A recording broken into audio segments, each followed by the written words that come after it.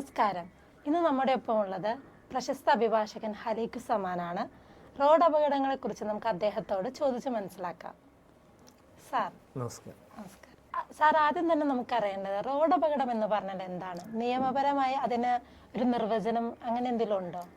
Road അപകടം എന്നതുകൊണ്ട് ഉദ്ദേശിക്കുന്നത് റാഷ് ആൻഡ് നെഗ്ലിജന്റ് ഡ്രൈവിംഗ്. അതായത് വാഹനത്തിന് മാത്രമല്ല, റോഡിലൂടെ നടന്നു പോകുന്ന വഴിയാത്രക്കാരനും എന്തെങ്കിലും അപകടം സംഭവിച്ചാൽ, അതുപോലെ തന്നെ വാഹനങ്ങൾ തമ്മിലുള്ള കൂട്ടിയിടികൾ, ഇതിലൂടെ ഉണ്ടാകുന്ന അപകടാവസ്ഥയും എല്ലാം ഉൾക്കൊള്ളുന്നതാണ് റോഡ് ആക്സിഡൻറ്റ് എന്ന സംജ്ഞയിലേക്ക് വരുന്നത്.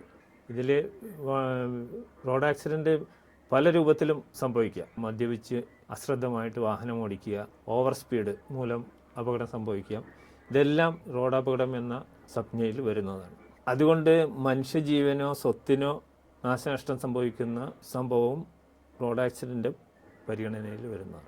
സാർ, സാധാരണമായി റോഡ് അപകടങ്ങളുടെ കാര്യത്തിൽ ഏത് നിയമമാണ് സാർ ബാധകമാകുന്നത്? പ്രധാനമായും മോട്ടോർ വെഹിക്കിൾസ് ആക്ട് 1988 ആണ് ബാധകമാകുന്നത്. അത് പുതിയതായിട്ട് പരിഷ്കരിക്കുകയും കൂടി ചെയ്തിട്ടുണ്ട്.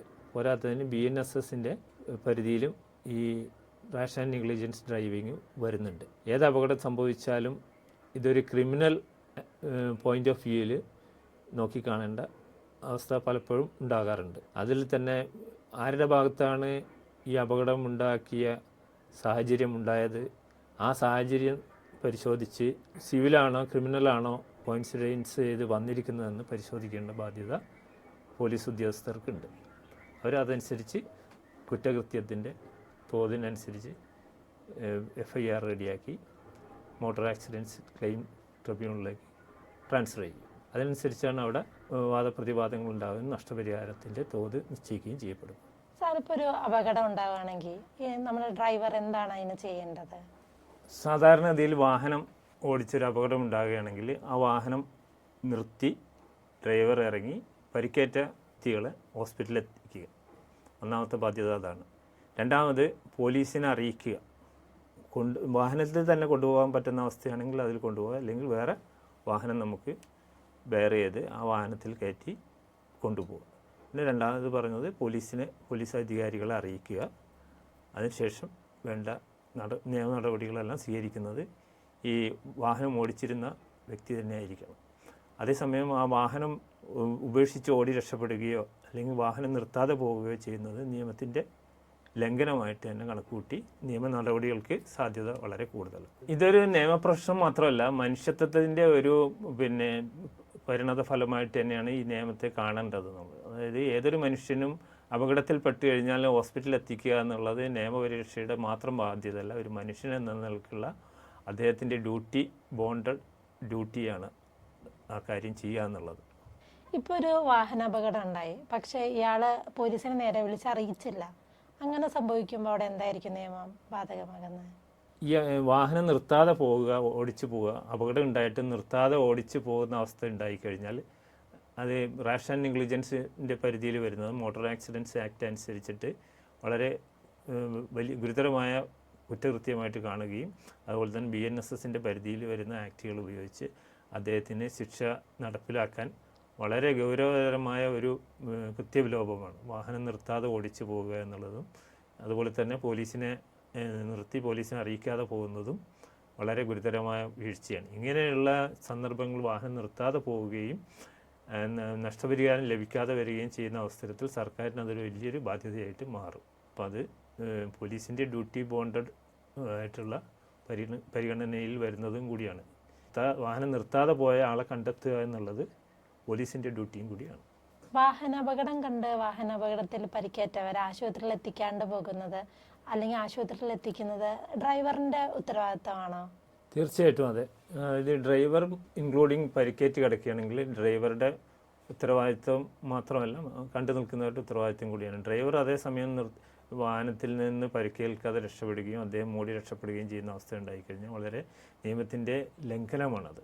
അപ്പോൾ അദ്ദേഹത്തിൻ്റെ ബോണ്ടഡ് ആയിട്ടുള്ള കാര്യം എന്താണെന്ന് വെച്ച് കഴിഞ്ഞാൽ ഈ പറഞ്ഞ അപകടത്തിൽപ്പെട്ടിരിക്കുന്ന വ്യക്തികളെ ആശുപത്രിയിൽ എത്തിക്കുക എന്നുള്ളത് വലിയൊരു ചുമതലയാണ് ഡ്രൈവറുടെ. ആ ചുമതലയിൽ നിന്നും ഒളിച്ചോടുന്നത് നിയമത്തിൻ്റെ പരിഗണന ലഭിക്കുന്ന കാര്യമേ അല്ല.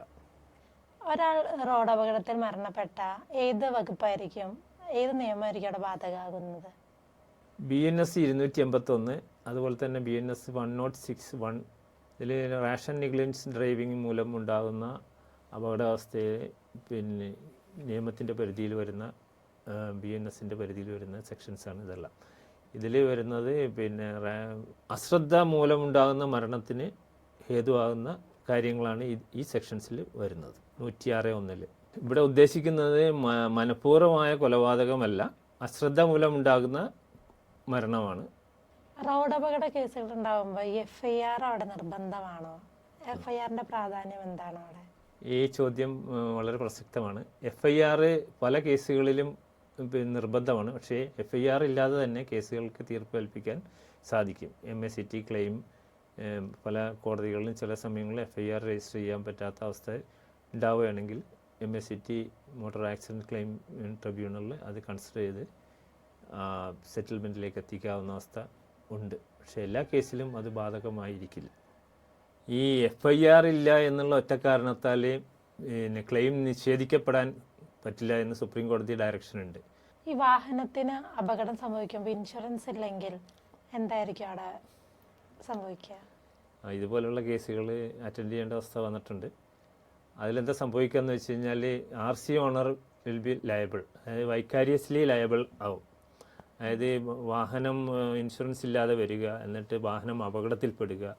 ഈ സന്ദർഭത്തിൽ വാഹനം ഓടിച്ചിരുന്ന ആളോ അല്ലെങ്കിൽ ഇതിൻ്റെ RC ഓണറോ ലയബിൾ ആകുന്ന അവസ്ഥ ഉണ്ടാകും. അപ്പോൾ പലരും വളരെ പ്രയാസത്തിൽ അവരുടെ കുടുംബം വിറ്റിട്ട് പോലും ഈ അപകടം പറ്റിയ ആൾക്ക് നഷ്ടപരിഹാരം കൊടുക്കേണ്ട അവസ്ഥ ഉണ്ടായിട്ടുണ്ട്. വണ്ടി നിരത്തിൽ ഇറക്കണമെങ്കിൽ തേർഡ് പാർട്ടി ഇൻഷുറൻസ് വളരെ നിർബന്ധമാണ്. ഈ റോഡ് അപകടങ്ങളെല്ലാം ഉണ്ടാകുമ്പോൾ നമ്മൾ നഷ്ടപരിഹാരം ആവശ്യപ്പെടണമല്ലോ, അതപ്പോൾ നമ്മൾ എവിടെയായിരിക്കും ആവശ്യപ്പെടേണ്ടത്? അതായത് നിലവിൽ ആ ജൂറിസ്ഡിക്ഷനിൽ വരുന്ന MACT മോട്ടോർ ആക്സിഡൻറ്റ്സ് ക്ലെയിം ട്രിബ്യൂണലിലാണ് ഈ കേസ് വരിക. അവിടെയാണ് നമ്മൾ ഈ നഷ്ടപരിഹാരത്തിനുള്ള കേസ് രജിസ്റ്റർ ചെയ്യപ്പെടുന്നത്. FIR ഇട്ട് ഈ കോടതിയിലേക്ക് ഹാൻഡ് ഓവർ ചെയ്യും. വെഹിക്കിൾ ഇൻസ്പെക്ടർമാർ വാഹനം ഫിറ്റാണോ എന്നുള്ളത് പരിശോധിക്കും. അതിനുശേഷം ആ റിപ്പോർട്ടും കൂടി കൊടുക്കും. ഈ നഷ്ടപരിഹാരം എത്ര രൂപയാണോ എന്ന് നിശ്ചയിക്കുന്നതും ഈ കോടതികളാണ്. നഷ്ടപരിഹാരം നിശ്ചയിക്കപ്പെടുന്നത് ഈ അപകടത്തിൽ പരിക്കേറ്റ ആളുടെ പരിക്കിൻ്റെ അവസ്ഥ, എത്ര ശതമാനം പരിക്ക് സംഭവിച്ചിട്ടുണ്ട്. അതായത് ബെഡ് റിഡൻ ആണെങ്കിൽ അദ്ദേഹത്തിന് ആജീവനാന്തം പ്രയാസപ്പെടുന്ന അവസ്ഥയിലേക്കാണ് പരിക്കെങ്കിൽ അദ്ദേഹത്തിൻ്റെ ജോലി, അതായത് ഡോക്ടർ, എൻജിനീയർ, ഒരു സാധാരണ പൗരൻ, അവരുടെ വരുമാനം, ഏണിങ്സ്, ഒരു ആരോഗ്യ അവസ്ഥയിൽ അദ്ദേഹം ജോലി എടുത്തു കഴിഞ്ഞാൽ ഒരു നിശ്ചിത ആയുസ് വരെയും ജീവിക്കുമെന്നുള്ള കൺസെപ്റ്റിൽ കണക്ക് കൂട്ടി എത്ര രൂപയാണോ അദ്ദേഹത്തിൻ്റെ നല്ല കാലങ്ങളിൽ അദ്ദേഹത്തിന് പരിക്കൊന്നുമില്ലാതെ അയാൾ അത്രയും ആയുസ് കണ്ടിന്യൂ ചെയ്യുകയാണെങ്കിൽ കിട്ടുന്ന തുക എത്രയാണ് അത് കണക്ക് കൂട്ടിയാണ് ഈ ക്ലെയിം നിശ്ചയിക്കപ്പെടുന്നത്. ഈ റോഡ് അപകടങ്ങൾ വഴി മരണപ്പെട്ട ആളുടെ കുടുംബത്തിന് നമുക്ക് നഷ്ടപരിഹാരങ്ങൾ കിട്ടുമോ? അതെ, തീർച്ചയായിട്ടും മരിച്ച ആളുടെ അവകാശിക്ക് നഷ്ടപരിഹാര തുക കിട്ടും. ഞാൻ നേരത്തെ പറഞ്ഞ അതേ കൺസെപ്റ്റ് തന്നെയാണ് ഇവിടെയും എടുക്കുന്നത്. അതായത് ഈ മരിച്ച വ്യക്തി എത്ര കണ്ട് നിശ്ചിത ആയുസ് വരെയും ജീവിക്കുന്നുവോ അദ്ദേഹത്തിൻ്റെ തൊഴിലുമായി ബന്ധപ്പെട്ട്, ഞാൻ പറഞ്ഞില്ല, ഡോക്ടർ, എൻജിനീയർ, ഇതുപോലുള്ള പ്രൊഫഷണലായിട്ടുള്ള ആൾക്കാരുടെ വരുമാനം എത്രയാണ് അതനുസരിച്ച് കണക്ക് കൂട്ടി അയാൾ ആ നിശ്ചിത ഏജ് വരെയും ജീവിച്ചിരിക്കുന്നതായിട്ട് കണക്ക് കൂട്ടി ആ തുകയാണ് ഈ അവകാശികളായിട്ടുള്ളവർക്ക് കിട്ടുക. ഒന്നിൽ കൂടുതൽ അവകാശികളുണ്ടെങ്കിൽ അത് തുല്യമായിട്ട് അവർക്ക് വീതിച്ചു പോകും. സാറേ, ഹിറ്റ് ആൻഡ് ഡ്രൈവ് കേസുകൾ എന്ന് പറഞ്ഞാൽ എന്താണ്? ഹിറ്റ് ആൻഡ് റൺ കേസ് എന്ന് പറഞ്ഞു കഴിഞ്ഞാൽ വാഹനം അപകടത്തിൽപ്പെടുകയും വാഹനം നിർത്താതെ ആ സ്പോട്ടിൽ നിന്ന് ഓടിച്ചു പോവുകയും ആ വ്യക്തിയെ കണ്ടെത്താൻ കഴിയാത്ത അവസ്ഥ സംജാതമാവുകയാണെങ്കിൽ സർക്കാരാണ് ലയബിളായിട്ട് വരിക. ആ നിർത്താതെ പോയ ആളെ കണ്ടെത്തുക എന്നുള്ളത് സർക്കാരിനും കൂടി ബോണ്ടഡാണ്. അതായത് ഇപ്പം CCTV സർവൈലൻസ് വെച്ചിരിക്കുന്നതെല്ലാം ഈ വക അപകടങ്ങളിൽ ആൾക്കാർ രക്ഷപ്പെട്ടു പോവുകയാണെങ്കിൽ അത് കണ്ടെത്തുക എന്നുള്ള ഒരു കൺസെപ്റ്റും കൂടി ഈ ക്യാമറ വെച്ചിരിക്കുന്നതിലുണ്ട്. പല കേസുകളിലും ക്യാമറ നോക്കിയിട്ടാണ് ഈ ഹിറ്റ് ആൻഡ് ഡ്രൈവ് വണ്ടി നിർത്താതെ പോകുന്നവരെ കണ്ടെത്തുകയും ചെയ്യുക. എന്നിട്ട് കോടതിയുടെ മുന്നിൽ അത് കൊണ്ടുവരികയും നിയമത്തിൻ്റെ പരിധിയിൽ അദ്ദേഹത്തെ ശിക്ഷണ നടപടികൾക്ക് വിധേയമാക്കി വലിയ തുക നഷ്ടപരിഹാരം ഇങ്ങനെ നിർത്താതെ പോകുമ്പോൾ അതിൻ്റെ അനുസരിച്ച് കോമ്പൻസേഷൻ്റെ പരിധിയും കൂടും. അതായത് ഇയാളെ കണ്ടെത്തിയില്ലെങ്കിൽ ഈ വാഹനം കണ്ടെത്തിയില്ലെങ്കിൽ അത് പൂർണ്ണമായിട്ടും സർക്കാർ ലയബിളായിട്ട് വരും. അപ്പോൾ സർക്കാർ നഷ്ടപരിഹാരം കൊടുക്കേണ്ട അവസ്ഥയിലേക്ക് കാര്യങ്ങൾ പോകും. അപ്പോൾ ഈ മദ്യപിച്ച് വാഹനം അപകടങ്ങളൊക്കെ ഉണ്ടാവുകയാണെങ്കിലോ? ഈ മദ്യപിച്ച് വാഹനം ഓടിക്കുമ്പോൾ ഉണ്ടാകുന്ന സംഭവം എന്താണെന്ന് വെച്ച് കഴിഞ്ഞാൽ അത് മോട്ടോർ ആക്സിഡൻറ്റ്സ് ആക്ട് അനുസരിച്ച് വളരെ ഗൗരവതരമായ കുറ്റകൃത്യമാണ്. അതായത് മദ്യപിച്ച് വാഹനം ഓടിക്കുക എന്ന് പറയുന്നത് ഈ നിയമത്തിൻ്റെ ലംഘനവും കൂടിയാണ്. ഇങ്ങനെ ഒരു അപകടം ഉണ്ടായിക്കഴിഞ്ഞാൽ ഇൻഷുറൻസ് തുക നിഷേധിക്കപ്പെടുകയും ആ ഇൻഷുറൻസ് തുകയുടെ ലേബലായിട്ട് വരുന്നത് RC ഓണറും ഈ വാഹനം ഓടിച്ചിരുന്നവർ ആരാണോ അവരും കൂടി ലേബലായിട്ട് വരുന്ന അവസ്ഥ ഉണ്ടാവും. അപ്പം മദ്യപിച്ച് വാഹനം ഓടിക്കുന്നത് ഒരു തെറ്റ്. പിന്നെ ഈ വാഹനത്തിൽ അപകടത്തിൽപ്പെട്ടവർക്ക് നഷ്ടപരിഹാരം കിട്ടാതെ വരുന്നതും മറ്റൊരു തെറ്റ്. അതിൻ്റെ നഷ്ടപരിഹാരം RC ഓണറും ഈ വാഹനം ഓടിച്ചിരുന്ന ആളും കൊടുക്കേണ്ട അവസ്ഥയുണ്ട്.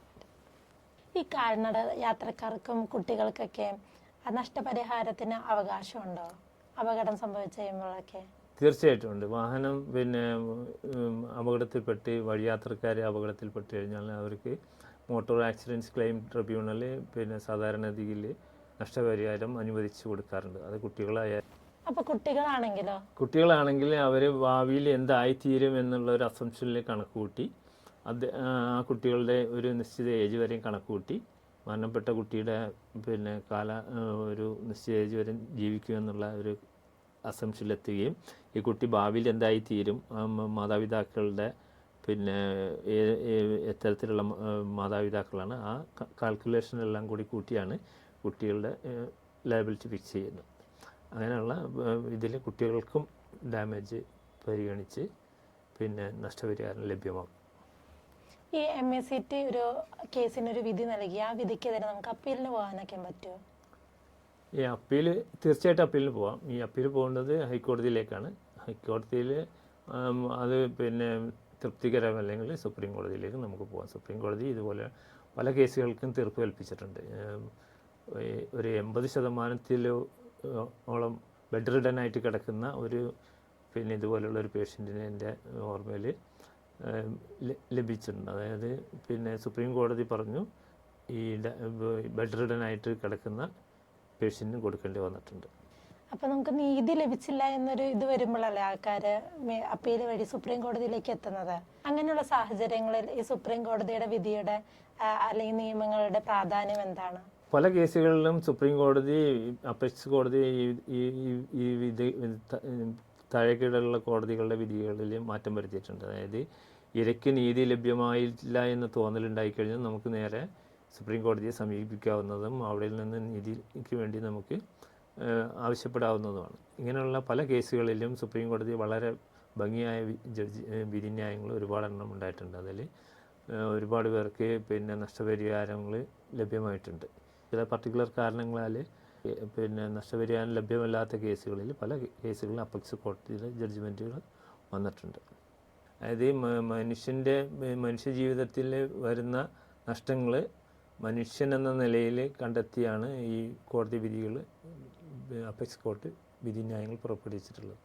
അപ്പം നമുക്ക് മോട്ടോർ ആക്സിഡൻറ്റ് ക്ലെയിമുകളെ കുറിച്ചും നമ്മൾ ജീവിതത്തിൽ ഒരു അപകടം നേരിട്ടാൽ അല്ലെങ്കിൽ അപകടം കാണേണ്ട വന്നാൽ നമ്മൾ എന്തൊക്കെയും ചെയ്യണം, എങ്ങനെ അത് നേരിടണമെന്ന് നമുക്ക് പറഞ്ഞു തന്ന പ്രശസ്ത അഭിഭാഷകൻ ഹലീഖുസമൻ സാറിന് നന്ദി രേഖപ്പെടുത്തുന്നു.